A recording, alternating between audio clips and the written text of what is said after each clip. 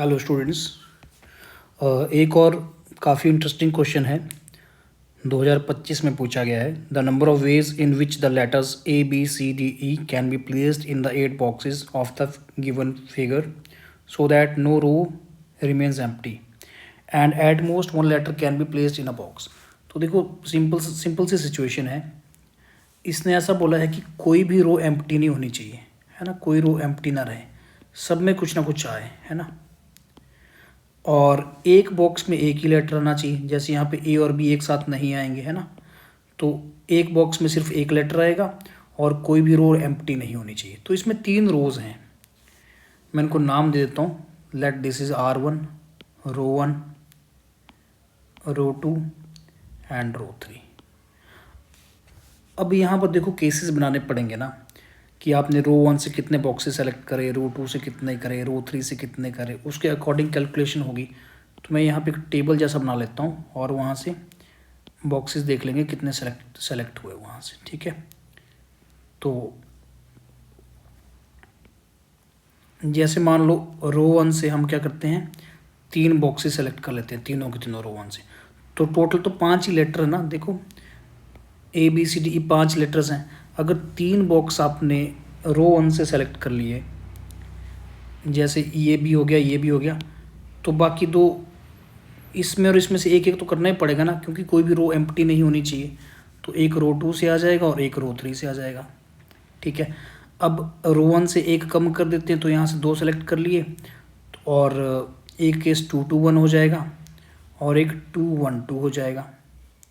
Simple बात है समझना, क्योंकि फर्स्ट में से आपने 2 कर लिए, तो फिर सेकंड से अब 2 कर लिए, तो थर्ड के लिए 1 बचा। अब यहाँ पर सेकंड में 1 कर लिया, थर्ड में 2 हो गए। अब इसके बाद क्या करेंगे, एक और कम कर लेंगे यहाँ से, रो 1 में 1 और रो 2 में कितने, यहाँ मैंने 2 कर लिया, तो रो 3 से भी 2 ही करने पड़ेंगे, क्योंकि टोटल 5 भी करने हैं। एक केस और हो सकता है 1 3 1 वाला, ये केस भी हो सकता है। लेकिन क्या 1 1 3 हो सकता है, ये सोचने वाली बात है। 1 1 3 नहीं हो सकता, क्योंकि जो रो 3 है ना, उसमें तो टोटली 2 बॉक्स है, तो ये केस नहीं हो सकता, ये मुझे हटाना पड़ेगा, ठीक है। ये केस बनेगा ही नहीं, ठीक है। सो स्टूडेंट्स, नाउ हमने केसेस तो बना ही लिए हैं, अब इनकी वैल्यूज़ लिखते हैं। नंबर ऑफ सेलेक्शंस, रो 3 में 3 बॉक्स थे, 3 में से 3 सेलेक्ट कर लिए। रो 2 में 3 बॉक्स थे, 3 में से 1 सेलेक्ट करा। और रो 3 में 1 बॉक्स था, 2 थे, 2 में से 1 सेलेक्ट करा। अब यहाँ पे देखो 3C2, 3 में से 2 करे, ये 3C2 से आएगा। और वैसे ही रो 2 में 3 बॉक्स है, तो ये भी 3C2। अब रो 3 में 2 बॉक्स है, 2 में से 1 सेलेक्ट करा, तो 2C1। Same here 3C2। अब तो शायद आप समझ गए हैं पैटर्न कैसे हो रहा है, into 3C1 into 2C2। Same 3C1 into 3C2 into 2C2, 3C1 into 3C3 into 2C1। तो ये वैल्यू बन जाएगी 1 इंटू 3 इंटू 2। यहाँ बनेगा 3 इंटू 3 इंटू 2। यहाँ बनेगा 3 into 3 into 1 and this will be 3 into 3 into 1। This will be 3 into 1 into 2।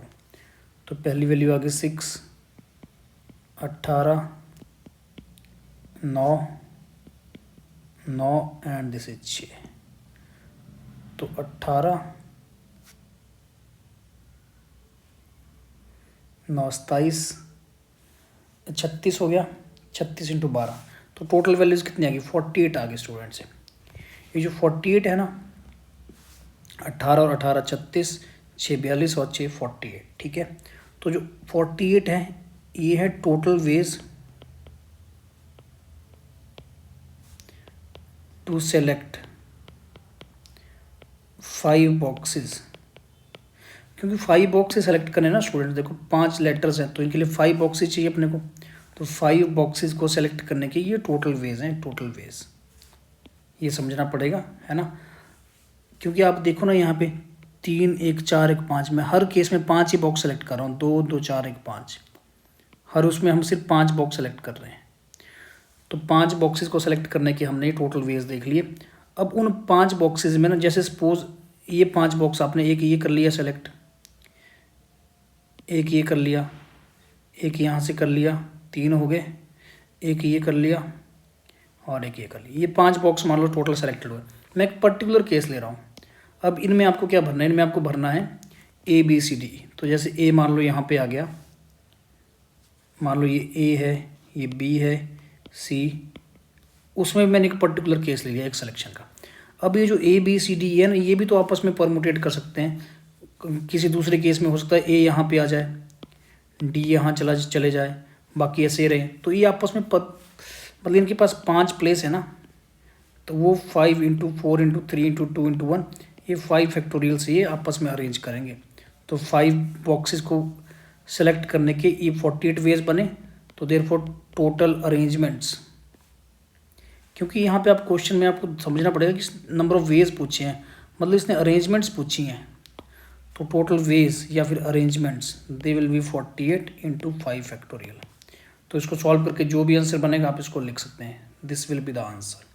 Numerical value answer है, of course आप कैलकुलेट कर सकते हैं, दिस विल बी आंसर।